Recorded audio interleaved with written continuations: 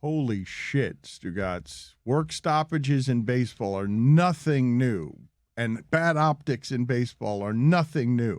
But coming out of a pandemic while the world is going to war on something, baseball shutting down and the commissioner laughing, what a dark-ass day for baseball yesterday on how it looked and how it felt. We will get to that with David Samson. Nothing personal. You should check him out. It is a unique look at business, and especially this business, the business of baseball. But before we get to that, we got beef, public beef between Samson and our show. So what's the problem, David? Oh, I really have no beef, Dan. So great start to the show. I just wake up and I turn on video because I get people tweeting at me, and there's Billy, who I see is doing the show today. So I'm very thankful, giving some quotes about what I think about Derek Jeter being fired by the Marlins, and he just has no idea. I, from the beginning, knew that Jeter wasn't going to be there more than 5 years. I knew from the beginning because I was a part of the transaction. I saw the employment contract. I knew exactly why he was there, and I knew what he had promised to do and what he hadn't yet done, privately, not publicly. And what's amazing is that people like Billy are just so enamored with anyone who's not me that it clouds their ability to actually judge the performance. I don't think you had a good performance at all, but I don't think you had a good performance either. Like, just because he was not a good president doesn't mean that you were a good president. I don't think that you were a good president. And we're never going to agree on that because you view your role as president and as businessman as differently than I think other people view the role of president of a baseball team. What exactly did you think my job description was, Billy? Just out of curiosity. Well, your job description, as you would put it, would be businessman, right? No. Not as I'm asking, what do you think my job description was as president of the Marlins for 16 years? I think as president of the Marlins for 16 years, you failed in multiple aspects. Is that what I asked? Well, what was my job description? Why don't you tell me? What was your job description? Don't answer a question with a question, but I'm happy to tell you if you just don't know, which wouldn't surprise me because you're not the president. Much like I don't know what your job description is as part of the shipping container. I don't know your responsibilities. I don't know how your comp is decided. I don't know what your bosses do to evaluate the job you do. I have no idea, nor would I pretend to evaluate whether or not you're good at your job. David, the things that you would criticize this organization for or this regime for are the same things that you failed at. Attendance, you had the exact same situation. Did I criticize Derek Jeter for lack of attendance? You did. You said on your show, Nothing Personal, that the attendance figures are not what they projected them to be. Wait a minute. Stop. Thank you so much. We are in absolute agreement. You're exactly right. When Derek Jeter got the team, he had a set of proposals called Project Wolverine that called for attendance projections that did not happen. Therefore, he did not hit his attendance projections. That's a factual statement. But neither did you. That's not telling you David, he did a bad job. Neither did you. You did not hit them either. Within 1 year. Do you know what our projection? Hold on. David, you built a stadium. Do you know what our projections were, Billy? Were you there to do our financial projections and our budget every single year? I know that when you build a new stadium, you did not project closing the upper deck within one season of the stadium opening, which is what happened. Thank you. And you are 100% right that the projections that we made for 2012, you have no idea how wrong I was. But I was right for 13, 14, 15, 16, and 17. But boy, was I wrong for 12. But your attendance figures are sketchy at best because you yourself have admitted that you made up those numbers. Stop. You've Billy, said that on again. This show, David. You've said Billy, on this show. Of course I made up attendance that goes out publicly. That's not what we budget. What we budget is revenue. We don't care about the number. If there are 1 million people who pay $1 or one person who pays $1 million and I budgeted $1 million in gate revenue, then I've hit the budget. It's not according to the number of people. It's according to the number of the dollars. But you had no interest whether people made it there or not. This is the part about you being on the show that I find a blind spot to the show at best and hypocritical at worst. We can't be offended by Derek Jeter and Bruce Sherman coming in here and using this team to only make money when that's exactly what you did. And no one has used this team and this city and this county to make money more than you and Jeffrey Loria. That's exactly what you guys did. So to have you come on and kind of laugh and yuck it up with you every week and then be offended when Derek's doing the same thing is ridiculous on our part. And for you to criticize them and saying that they're only in it to make money is exactly what you did. So I don't see how it is that you can say that I literally don't understand what you're saying. You didn't use this team to make money? Criticize Derek Jeter for trying to make money? No. I'm explaining he got fired because he didn't make money. You criticize him at every turn, David. Everything that they've done has been critical. And it's because you don't like the way that you were fired. And you've said as much. You've said that you were fired via text and you didn't like that. And that you found it in a press release and you didn't like that. I never said I was fired via text. You said on your show yesterday, David. I listened to Nothing Personal. Billy? You said you found out via text. No. Yes. Very different. I got a text alert from ESPN that I had been fired. Then I called Derek and he fired me over the phone. I've told you the same story from the beginning. He didn't fire me via text. I got a text alert. But I didn't care. Derek Jeter tried to wine, dine, and 69 me, thinking that would help me choose him as the new owner, when really all I cared about was the highest bid. So I knew that I wasn't being kept on. 69, whoa. It's not at all. Oh, I forgot we're a family show. That's an expression. No, I know. weird we one. know the expression. We know Yeah. the expression. We just couldn't believe that you and Jeter had done that. Did you get a gift basket?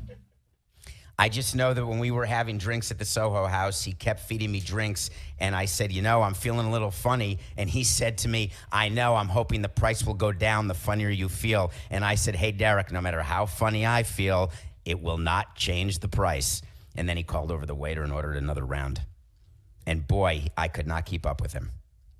Another thing that you've been critical about is their spending, because it didn't reach what they thought. But you're spending, we don't need to go into the fire sales. We don't need to cut, David, we don't need to go into the fire sales or the cut payrolls that you had. But we can go back to 2010 to 2012 when you and the Players Association had to make an agreement because the Players Association accused you and the Marlins of not properly using revenue sharing to make your team better. So you had to promise to spend more money because of how little you were spending, and said in 2012 that would change because of the revenue of the park. How common is it for a team to be told, you're not spending revenue sharing properly, you're not spending enough, you need to promise to spend more money, and then have that same person be critical of another ownership group for not spending money? So, of course, there's a current grievance going on with Jeter's Marlins and the Rays and the Pirates about the very same thing, but we can forget that for a minute. And again, what you're misunderstanding, Billy, and I'm so thankful you decided to appear on the show today, is that I was never critical of Derek for what he spent in payroll. I pointed out that he was fired because he projected to have payroll higher because revenue was supposed to be higher. The one thing I've criticized Derek for was thinking that he could do better than I could on a TV deal, because I presented him with a done TV deal that he turned down, saying I will do better, and then he did worse. Therefore, the increase in revenue that they projected with Project Wolverine did not come to pass. And when the increased revenue doesn't come to pass, that means the increased expenses in the form of payroll cannot come to pass. So I've not been critical of the fact that their payroll has been so low. I've been trying to explain why the payroll is so low. And then when Derek says on the way out that we had a different vision about the future of the franchise, that's him misleading you, Billy, because the vision of Bruce Sherman is the same as the vision of Derek Jeter, and it's the same as what the vision was when they took over in 2017. And that was to have more season ticket holders, more corporate sponsorship dollars, more people in the stands, therefore a higher payroll. And none of those things came to pass, and that's why the separation took place. But none of those things happened under you either. And by the way, the TV deal is I was not saying they did, by the way. Just FYI. I didn't say it. But you criticized them for failing at these things that you yourself did not succeed at. The TV deal is also not the only thing that you were critical of. You were critical of the naming rights of the stadium, which you also did not get done. And the TV deal, according to you, was better. But Barry Jackson said that in 2017, you were looking at an annual of around slightly over $50 million. And in 2021, what they settled for was just below $60 million, which was more or less the same when they were also dealing with coming off of a pandemic that shut down an entire baseball season's fans going into the games. So it's not the exact same thing. They signed a deal that was similar to the one that you presented them. I'm sorry, are you saying that Barry Jackson's telling you what deal I presented to Derek Jeter that I'm supposed to believe you? Fox? No one else. It doesn't matter whether you believe. Here's the funny part about you. is that you take little bits of information and then you garble them together, and then it's like a little knowledge can be a dangerous thing, because while I can't do what you do, you can't do what I do, which means together we can do more. And the way to do more in a partnership is for you to understand the things I'm saying and for me to try to explain and understand the things that you're saying. I am not telling you that I did a better job as president of a team for 16 years than he did as president of a team for 4 years. I'm telling you that there's certain things that I accomplished that he did not. Winning a World Series, getting a ballpark built, those things I accomplished. I can tell you that I accomplished selling the team for a larger amount than what my owner paid for it. I can tell you that I accomplished things for employees, for players. I can tell you about players who got pensions, who got all sorts of interesting benefits because of things that we did, like hiring Jim Beattie as a pitching coach just to get him more service time, or re-signing Mike Mordecai to get him 10 years of service, like doing things for Logan Morrison when his father died, doing things that I continue to do for Jose Fernandez's family. So I could give you a list of things that I think that I did in the community without cameras rolling, to be helpful around Miami, that you and Billy Corbin can say I didn't give a shit about, when the fact of the matter is that I lived there. It was my community. And there are things that I did that I didn't do for you or for the camera. I did from a charitable standpoint because they were right. But it's not about comparing me to Jeter. That's such a weird concept you have, that you want to say, who was better? Is the organization in a better position now than it was under Samson? That means Jeter was better than Samson. Res ipsa loquitur. But that's not the way things are actually looked at inside of an organization. You were both bad. Like, you could both have been bad. And it's nice that you've done all these things outside of the field, but in terms of a successful product and a sustainable team, you were not good at that. There was no sustained success here, David.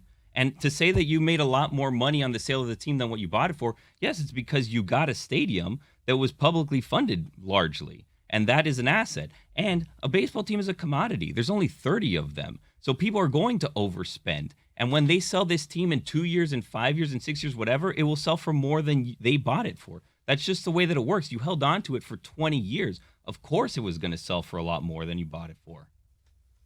I am so glad that you are not my representative in negotiations with the owner. That would be very, very bad for me. No question. I'd have such a shittier microphone now. I do find that if you are somebody who takes passionate sides on this stuff, that we are forever defending the relationship with David Samson for some of the reasons that Billy pontificated about. But we have to take David's word over everyone else's. And with all due respect, I take what David says with a grain of salt, because he's proved for 4 years to be bitter about this situation when everyone else comes in and it's like, oh, well, he used to be a president. This must be how things work. David, a year ago you came on here and you said that the Marlins were secretly for sale. In 13 months, no one has reported that but you. How are you the only person that's known that for 13 months? I'm the only person who's willing to say it. That's why. And that's the reason why I'm able to do the show I can, and nothing personal, and why people want to listen to it is simply because I don't want to get back into baseball. It's simply that I'm not looking after 18 years to run another team, because I've done that. You'd rather do a podcast talking about other people running a team than you running a team? That seems hard to believe. Well, what's hard to believe is that you think that's all I do on the podcast. So if you listen to Nothing Personal, you'll know that I love talking about politics and culture and entertainment and giving people an inside view into things that are happening. And people like to get that behind the curtain view because they don't get it. Your passion is what is guiding your bitterness. And I hear you that you wanted more than one World Series. I did too. I wanted to make the playoffs again in 04 and 05. I wanted to win with Stanton, Yelich, and Ozuna. I didn't want Jose to pass away. I wanted Wei-Yin Chen to be good. For Christ's sake, you think that we signed him knowing he'd suck? Like, are you kidding me? It's like a joke. Do you think in 2012, when we brought in Reyes and Burley and Bell and Buck, while I agree there was an overpay in terms of years, I did not think that that team would not gel. I didn't think Ozzie Guillen would be anything other than the perfect manager in Miami, and it was the opposite.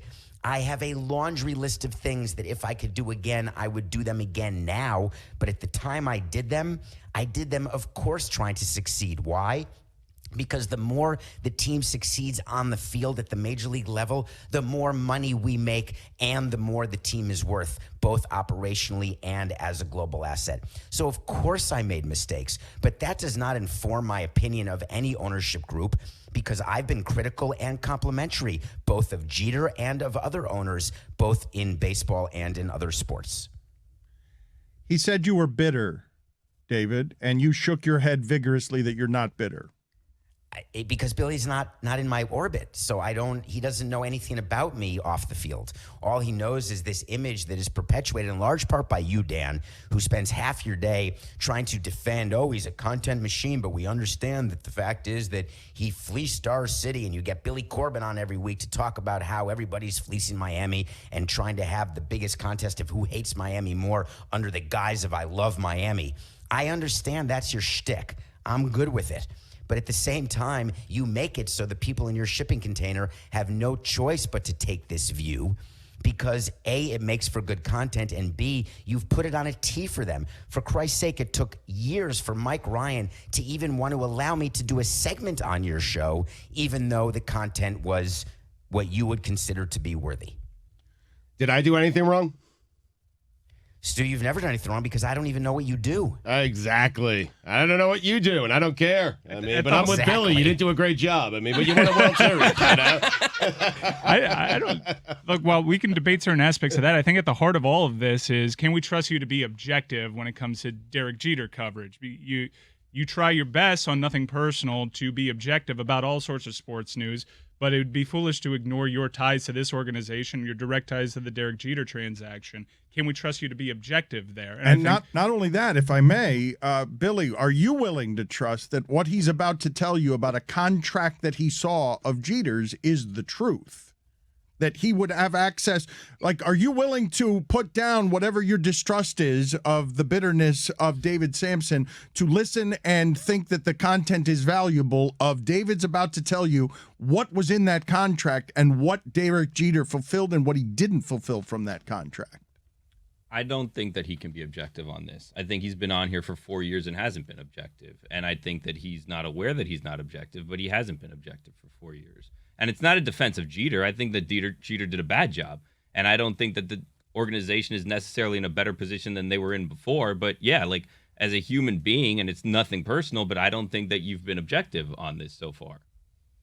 I just have very valuable insight into what they were trying to do. So that's why when I came on this show, as you recall, after Stanton was traded, and I said to you, the commissioner knew, and Bruce Sherman knew, and Derek Jeter knew that part of their buying the team included them trading Stanton. That's not being subjective or objective or bitter. That is giving people a insight into the reality of the situation. Was the trading of Yelich required? No. But I told you why they traded Yelich, and you can ask anyone in the organization, and they'll tell you the same thing. Derek Jeter asked the players who remained after the Stanton deal, do you want to be here? Because I only want players around me who want to be here. Yelich said, get me out. So Jeter said, we're going to trade him. That's just the fact of how those trades went down. I'm not, Billy, let me just say one more thing because it's really eaten to me. So, and this is not normal because I don't get eaten at by people like you often, Billy. I'm very objective when it comes to Derek. There's certain things that he did that I could never do. I can't walk into a room with the resume as a Hall of Fame shortstop. I can't walk into a room and command the type of respect that he commands.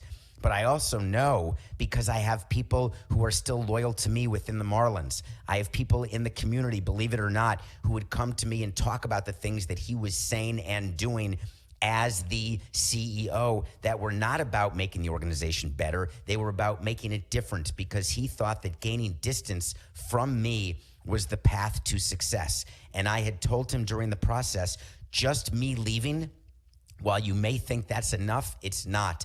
There has to be a level of investment above the purchase price that enables you to have a winning team. And his point was, what we're going to do is build sustained winning. And he told you from the beginning, Billy, you need to have patience. He said, I'm not a patient guy, but you need to have patience. We had a lot to turn around. The organization was a mess. We need a better minor league system. My position as a president was I didn't care about the minor league system except as a way to make the major league team better. I was always willing to trade the extra prospect to do what I thought was better for the team. Did it work every time? Of course not. But do I regret trading Chris Paddock for Fernando Rodney? No, because I thought we had a chance to win in 2016. I really did. Did I think that Rodney would be so bad as a Marlin? He was an all-star closer for the Padres, and Paddock was a future starter who we didn't need at that moment. Did I think Dan Straley would be better for us in the current place than the guy we traded, Luis Castillo? Of course I did. That's why I made and agreed to that trade. Was I wrong more than I was right? Yeah. But when you do something for as many years as I do, and if you can even back close to 500, you're pretty good.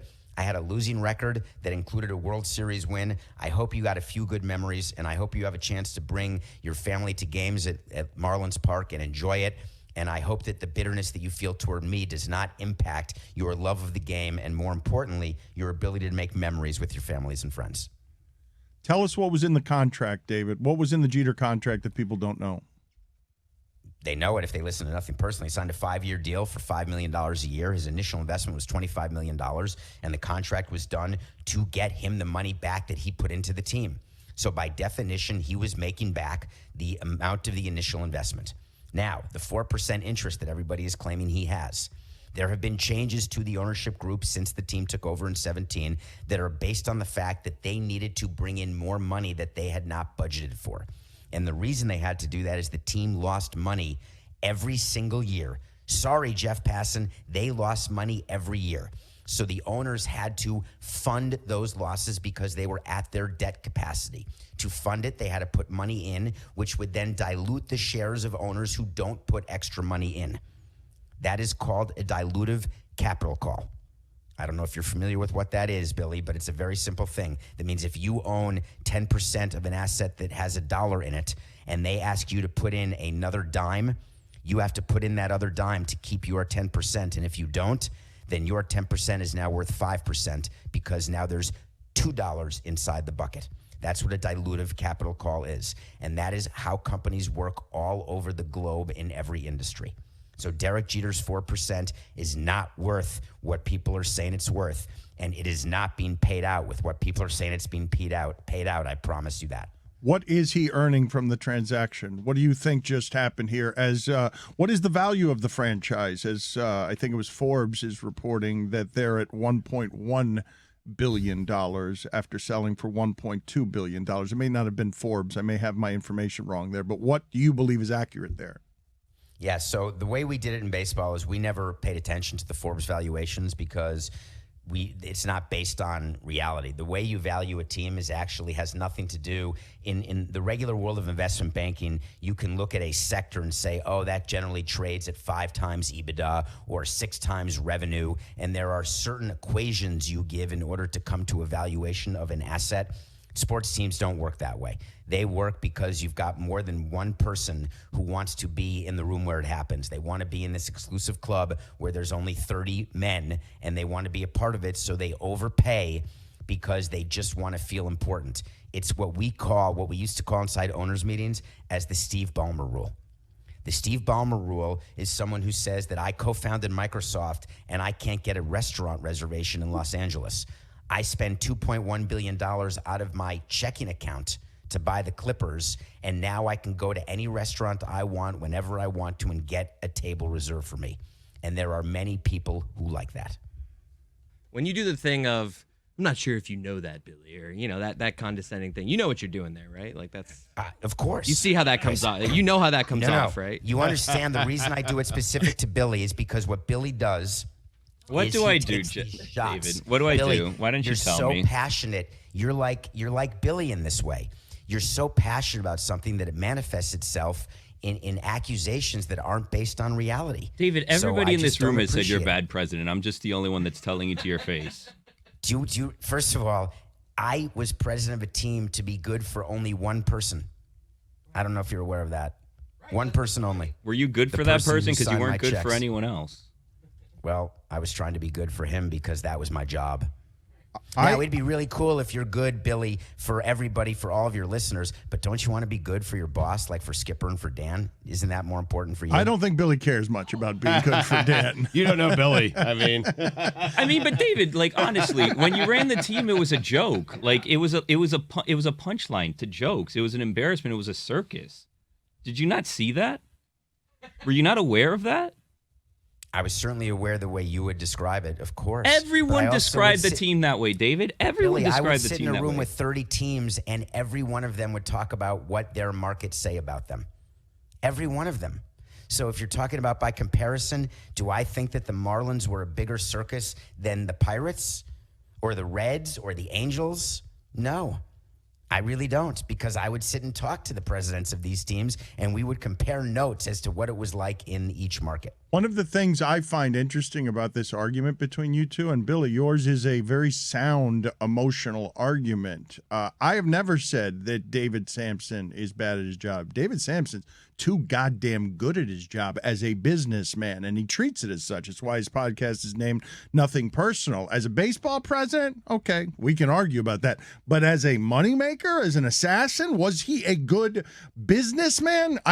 There's no dispute for that. But Dan, I understand your responsibility is to your owner in that job, but you're also the steward of a baseball team that has many thousands of fans. And it comes off as patronizing when you are almost using the word passionate. Oh, Billy, you're so passionate, as a pejorative. Yeah, he cares about baseball. He wants his baseball team to be good. I think a lot of fans want this audience with David Samson to be like, when you speak patronizingly to me, as, oh, you care about baseball, let me tell you how the real world works. That's not how fans want to be talked to. I'm sorry, Chris, what do you want me to say to that? My job right now is to deal with Billy and things that he's saying about me and my relationship with Jeter and my criticism of Jeter. Do I understand what you're saying? Yes, but I also know that the chairman of Pepsi doesn't care whether you enjoy Pepsi in a smile. Just doesn't. I don't have an emotional investment in Pepsi. You don't think they want I don't take to the streets when Pepsi releases their quarterly earnings. I take to the streets when the Marlins win the World Series.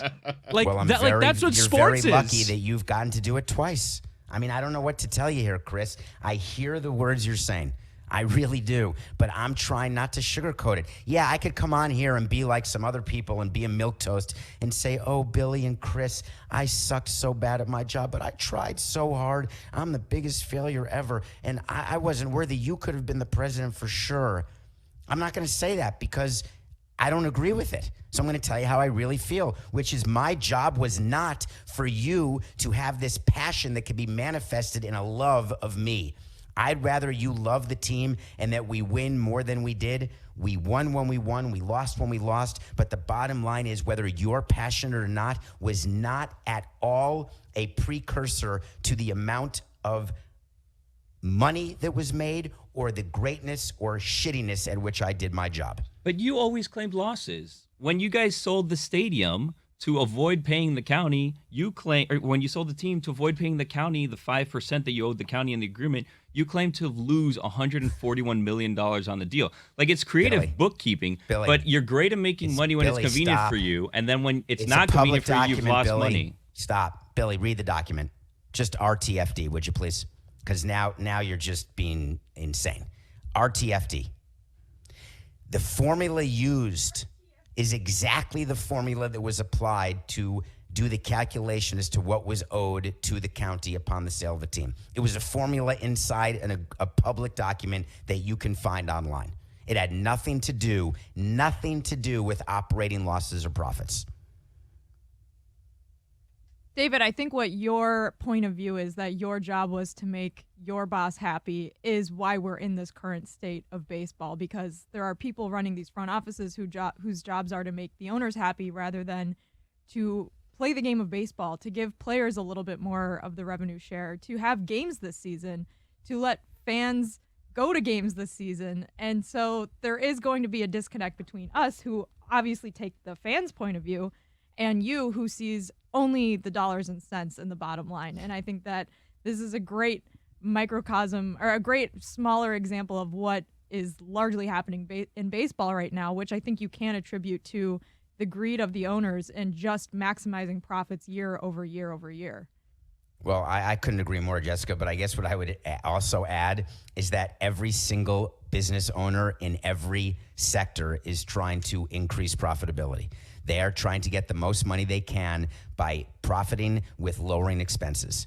If Meadowlark thought that they could get the results they get without you or with someone like you, but being paid less money, they would do it. If that is just how it works, they're trying to get the most they can for the least amount. I'm not sure that I've seen some of the budgets around here. Like, I'm not sure you got that one right. No one's leaving here, no matter what they're making. Stugotz is proof of that. Still here. Well, I can't speak to that because it is possible that there's an emotional tie that your container has for you, Dan, and that enables you potentially to take advantage of them when it comes to contract negotiating. You are so right about that. I mean, Anything. seriously. So, Jessica, I just want to return to what you said also because it's so important that the efficiency of front offices is what's changed over the course of my 18 years in the game, when it became so obvious that overpaying veterans was not worth it anymore because their performance was decreasing, where you could get younger players to replace them at 1/10 of the cost. And once you realized as GMs, take a look at the demographic of general managers now. It's a bunch of Ivy League educated people who don't even have relationships with the players. It's all based on numbers and analytics and efficiencies. It's how someone like John Henry made his fortune, by the way. He didn't make his fortune by being this personable guy. He made it by looking at trends and statistics and taking advantage of opportunities that present themselves in a marketplace. And that's what GMs do now. And owners say to themselves, if the Rays are going to be in the World Series with a payroll of 60, and I'm going to not make the playoffs and I'm the Phillies with a payroll of 180, man, I'm not doing something right. Manfred yesterday, the optics on all of it, just so bad, David. And the pandemic has sped up the greed on all these things. You tend to, cutthroat talk about the coldness of some of the ways that were just a little too honest for people. But what you guys just argued about is what's happening in baseball. And Manfred is just doing the owner's bidding and poorly. Well, no, he's not doing the owner's bidding poorly. He's communicating to the players exactly what the owners want him to. What I think he is doing poorly is the public-facing side of it, right? So the picture that came out yesterday with him practicing his golf swing in view of a camera. And then when the press conference was starting yesterday and he is smiling, while I know Rob very well, so I can tell you that was a nervous laughter, not an aggressive laughter. However, when there are memes and there are photographs, it just comes out as though he's laughing. So then the narrative is, oh, he doesn't care. Believe me, he cares about his legacy quite a bit. He didn't want to have a labor stoppage, but he didn't have the 23 votes necessary to get the players to agree to a deal. That's why there's a stoppage right now. It had nothing to do with Rob and his position. He couldn't get 23 owners to agree to enough to give the players. I don't know if you're aware, David, but they're actually called memes. What did I call it? Memes. He called me. He called them memes. Yeah, you boomer. I shouldn't be laughing. I used to call it a GIF until I learned. So now I know. Thank you. Meme. So That one's at least up for debate, but no one calls it memes. Oh, could it be Bryce GIF? Harper said May. The inventor of GIF says either is fine, GIF or GIF, but he pronounces it GIF. I didn't realize actually there was an inventor of a GIF. That's pretty cool. Did he monetize that? That's all you ever care about. Yeah. No, That's why he's good at business. I mean, Every time you go on your phone and you see a GIF, is he getting like a That's payment a for great that? question. That is a great. The inventor is the inventor. if he's not, he has failed at life. I don't believe he's getting anything. I'm guessing that the inventor of the GIF is getting exactly $0 for anything. Then why even having bother inventing it? That's a good point. That's all that ever matters, correct, David? Just can you make money off it? Because this is the disconnect, David. People like you running the sport when people like the shipping container are paying to fund it. Like it's the core of the argument. And baseball's owners, how long did they wait? 3 months? They didn't seriously start negotiating until when? A week ago? And David, and they're losing Jackie Robinson Day. Like they've already canceled the 75-year anniversary of Jackie Robinson Day. They're losing Jackie Robinson Day. Like this is. I had not read that. Did they announce that they've canceled Jackie Robinson Day? It's April. What is it? April 15th, I believe, is the date. But why can't you just make it another day? Well, I guess you could make it another day, but if it's the 75-year anniversary for a reason, I'm assuming. It is April 15th, by the way. Yes. No, but I'm saying, is that, I assume that's is that his birthday? I'd have Do we to know why it's that day? But do we agree that it would be okay, like the Boston Marathon had to be run in October of 2021, and they sort of called it Patriots Day in Boston, even though it wasn't Patriots Day, but people sort of suspended disbelief and said, well, these were circumstances that dictated that we call a different day a different day. I don't think that baseball is not going to celebrate Jackie Robinson because they missed the 15th. David, on April 15th, he made his major league debut. It's the color barrier. He broke the color barrier on that day. So it'd be good to celebrate it that day. I agree, but if the games start May 15th and they do it on a June 3rd, would that be okay? I mean, would it be okay? We're still talking about the optics of this, David. We making the lockout optics are about race terrible. too? Come on, just like there'll be a Jackie Robinson day if there's baseball. All right, let's move on. Right. So what you're talking about is Rob being a front-facing person, and that's really not what he's being paid for. And I frankly thought when he was elected, when I was a part of that in 2013, I did not think he would have the number of PR gaffes that he's had, but he's had fewer than Bud. So from a comparative standpoint, it's better. But that said, there have been more gaffes than I would have expected. But it's hard when you're a labor lawyer, when you are used to working behind the scenes. It's much harder than you think. The job that you guys do, it's not easy being on a microphone every day for hours a day in this world where everyone hangs on every word and is waiting for you to make a mistake and is looking for ways to criticize you. And I know you feel it because I feel it in my little corner of the world. I'm nothing personal. You guys have to feel it, even though you pretend you don't and you're all jovial. The fact is, we're all 1 minute away from either being canceled or from just being shut off. And Rob feels that pressure every time he's in front of a microphone. And yesterday, it just manifested itself in such a negative, horrible way because he should have been more stoic and he should have been more acknowledging of the problem that the baseball world has right now. David, what's it going to take for the lockout to end? It's going to take the players not to want to hit an 8-run home run, and it's going to take the owners the ability to now give up a 2-run shot when you're up 6 in the 9th. That's really how I want to explain it. The players have gotten bested by owners in the last 2 collective bargaining agreements, and so the owners have a big lead in the 9th, and the owners don't want to give up a meaningless Giancarlo Stanton late-game home run, right? They don't want to do that. And the players are trying to win the game on a walk-off when they don't have enough people on base. So I think that there has to be a compromise situation where more money is going to younger players, and that's why the minimum. Just on a side note, Billy, here's a little nugget for you. As president of the Marlins, I would have voted no on the agreement that was offered to the players. I thought it was too bad for low-revenue teams and too good for high-revenue teams. So I would not have been a yes on that proposal because there's so much more money going to younger players that it would impact a team like the Marlins way more than a team like the Yankees. I'm surprised, David, that the Marvin Miller years of baseball's union being stronger has fallen apart. Is that Tony Clark? Is it because the people running the union now are not deal makers? It's former players. It's not union heads. You're telling us that baseball has given up everything it used to have in the strength of its union the last couple of agreements? Well, I can just tell you that after 2016's agreement was signed, we sat around in meetings saying, oh, my God, I can't believe what a great deal we just got. And when you have such an uneven deal, you know one party's going to be unhappy. And Tony Clark just lost because he acted like a player. He wanted things like player comforts, like chefs in the kitchen, and he wanted better schedules in terms of days off and travel for players and comforts like that. And for us, we said, no problem, happy to do it, because while you're sleeping, we're taking care of all these economic issues way to our advantage. But then something changed.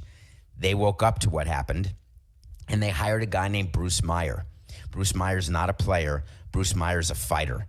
Bruce Meyer's someone who came in and said, I'm going to take care of you players. I'm going to get what you deserve from these terrible owners. Just you wait.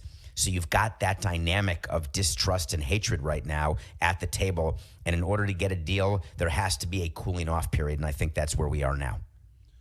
You've gotten just about everything right on all of this stuff. Were you wrong on any of the stuff that you told us years ago about the Jeter stuff? And on this was going to happen this way. They learned during the pandemic they could have a 60-game season, so none of the deadlines mean anything. We said it. It's all on record. So and by the way, I've been wrong so many times, but on this instance, I told you from the beginning Jeter wasn't going to make it 5 years after. I told you there was going to be a problem there with their projections because they were expecting a market that I had not seen in my 16 years existed. And we talked about the fact that both sides were willing to miss games. Yet yesterday, all the world reacted like this was the craziest thing that they'd ever seen. Yet we had talked about it on this show and on Nothing Personal that this is exactly what was going to happen, is that there was going to be a delay in the season because both sides didn't feel that they were on the edge of the cliff. And that's when deals get done, when you're hanging by your fingernails on the edge of the cliff about to fall into the sea of despair, and neither side feels they are at that point right now. What's the movie we're reviewing this week? For love of the game. What happened? You feel like you've been in a fist fight? Billy's in your dome, that man. was fun. I thought that was really good from both sides of you. I really thought. I don't dislike David, by the way, personally. Like, just I don't to dislike say, Billy personally. Like, from when all. I've met That's David, nice. when I've met David, he's been very cordial and he's been very nice to me. So, like, it's not a personal thing. Nothing personal. Yeah, The like, it's not a podcast with personal- David It's not personal at all. Samson. And I I don't agree. avoid him intentionally also. Like, scheduling wise, that's just the day that I'm editing and doing my other responsibilities for the company. It's not like I don't want to be there. And also, like, I understand that people do like David and do like what he does. So, like, if I disagree with him, coming on and arguing with him for an hour every week doesn't serve anyone. So I think that we can do good shows together, Billy, not by just purposely arguing. I think just in you helping me be better at understanding what it is to be a fan, and in me helping you understand better what it is to be an executive. I think that sort of dialogue is actually important, not just for people to hear, but for me to hear. Because one thing that I've told you guys in the quiet of the night when I'm staring at the ceiling is I used to be the biggest fan of sports of all time. I would live and die with the New York Knicks. I mean, I would wear a Knicks shirt and I would stretch before games. You were a back in heckler. You were a heckler. I was so involved, and that's why, by the way, Chris Herring's book, if you haven't read it, Blood in the Garden, is the best book I've read in a decade because it just brought me back to when I was a fan. I miss that, guys. I want to be a fan again because it feels so good to have the emotional ups and downs that come with victories and that feeling when your team wins. Do you know the feeling I had when we won the World Series? It was accomplishment that was followed immediately by, oh my God, what work do I have to do now? As opposed to when you're a fan of a team and you get that feeling, you get to revel in it and enjoy it forever. And I miss that. Marlins fans have had many more downs than ups. Is like really, I think, one of our larger points. It's frustrating. Oh, I think it's funny, Chris. I think you should speak to people who live in other markets. I really do. Now, speak to me. I'd rather have the last 20 years of the Marlins than the Mets. That's for sure. I'd rather not get to celebrate the World Series as much, but have all your money. you went to the World Series like 5 years ago. Didn't win it, Bill. Billy, I would rather win a World Series than get to the World Series 4 times and lose all 4 times. You want to be the Bills? Come on. You're not the long Bills have sufferer. never gone to the World Series. That's a great question, though, Dan, because people would say that this is a debate that John Sherholtz would have with me when we'd be sitting in meetings. Remember, John Sherholtz was the GM, Hall of Fame GM of the Braves. And the Braves went through, before they just won this last World Series, they won the division, what was it, like 12 years in a row or something? And they only won 1 World Series. And the Marlins had won 2 World Series. And so the question was, would you rather win 2 or 1? And John always said, I'd rather win 1 but have a chance to win more. And I would always say, I'd rather win 2 with no chance to win a 3rd. And so that's the question. Like, if you're a John Sherholtz, then the Buffalo Bills are the best example. Super Bowl 4 years in a row. That's the greatest success ever. We'll see you later. You didn't even get to the movie, did you?